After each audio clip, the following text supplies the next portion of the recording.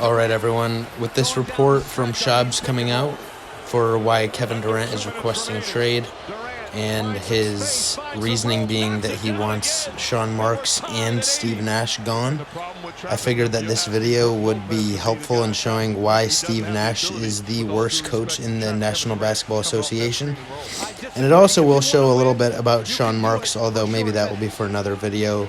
But we will see various times throughout these games where there's multiple guys in the lineup under 6'4", guarding 6'6", 6'7" wings, and we just have no rim protection at all. And that was absolutely the reason why we lost game one, along with what we will discuss more for both of these games, that being his inability and unwillingness to call all of his timeouts and to use all of his timeouts and to use them in key situations. So as we see here with the video, Kevin just hit a huge three-pointer to put them up 3 with 1:23 to go. So I'll just kind of jump in here whenever I want to make a point. To come off and make big-time shots when it matters most. Mama, there goes that match.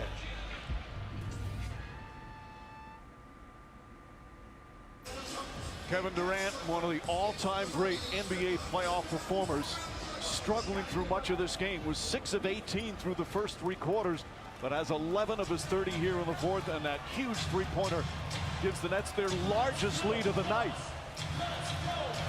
But still 1:23 remaining here in the fourth. James Harden was not playing this game. I want to remind everyone they were up 2-0 without James Harden.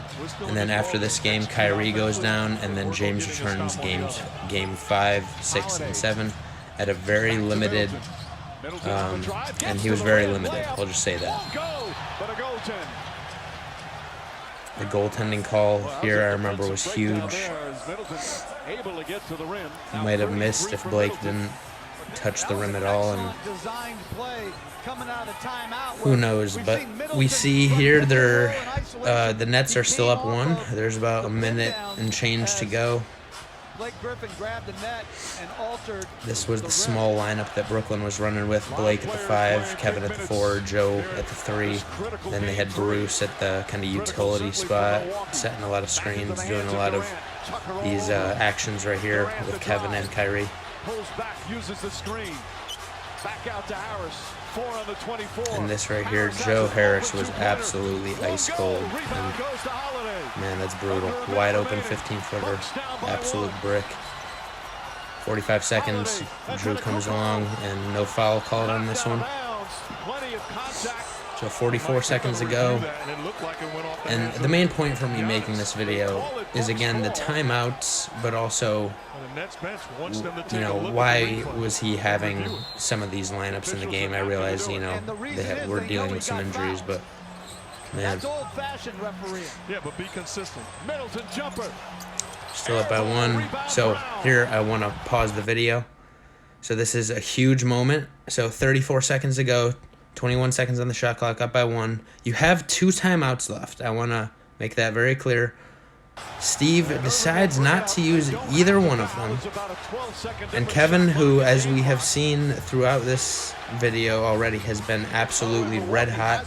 They don't even involve him in this action at all. Without calling a timeout, no play set up or anything. They get a pick and roll with Bruce Brown floater. And then let up a walk-in from Drew Holiday on the other end. Similar theme we'll see with the next game too, which is funny. Puts Milwaukee up 1, 11.4 seconds. Again, now Brooklyn chooses to call the timeout. Steve doesn't want to call the timeout when they're up 1 and he has 2 to go, but he will call one when they're down 1 and with only 11 seconds to go. So, what's the reasoning here? I guess the thought process is they'll try to go for a shot with 4 or 5 seconds to go, so they can maybe call another timeout if they get the rebound and foul. And I think they do end up getting 1 extra shot, but 2 terrible shots are better than 1 good one. So this is the play that Steve draws up. 11.4 seconds to go. Again, we still have a timeout. The Nets still have a timeout. 11.4 seconds to go. Inbound the ball. It's fumbled. Kyrie gets a hold of it, passes it to Bruce. 8.5 seconds left. The Nets still have a timeout. Again, Kevin Durant is red hot. Hasn't touched the ball in a few possessions now. 84-83. They have a timeout. Again, this is the shot that they get. Again, this is coming out of a timeout. Brown, 8 seconds remaining. Brown to the rim. Layup, no good. That's what they settled for. Off to Antetokounmpo. And a foul. That's what Steve Nash wanted to say this timeout for getting. So they could have one more look with 3 seconds to go and end up bricking it. All right, now to the Celtics and Nets game 1 of this year. Very similar theme. Unwillingness to call a timeout. But this one with just some terrible lineup decisions. As we all know, they had, 4 guards with Kevin Durant playing essentially center minutes the majority of the game. Him or Bruce Brown were technically the center, but man, look at this spacing. This is with 50 seconds to go, 111 tie game. Irving looking. 7 to shoot. Irving step back. They just let Kyrie ISO. Kyrie's hot. Put him up by 3. 42 seconds. I think the obvious situation here is you want to give up a 2, but you don't want to give up one that early.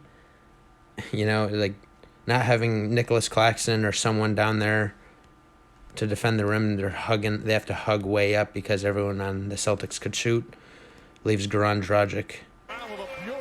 And here we have 39 seconds. This is a big key point. 39 seconds. They didn't call a timeout there. You notice they still have 2 timeouts, just like they did before. So they didn't call a timeout. They walked the ball up. They said, just let Kyrie ISO. That's what we're going to do. They could get a 2-for-1 by calling it, call a timeout, drop a quick play, get Kevin Durant or Kyrie a quick shot, since they're up by 1, and then you still get the last shot. Instead, this is what they come up with. Kyrie's doubled, forced to give it up. Kevin, great defense by Jason Tatum, forces a long shot. Again, there's not much he could do. Kevin was given the ball with a few seconds left. And Celtics just played absolutely great team basketball. Another spin-around shot for the win. The Nets walk away.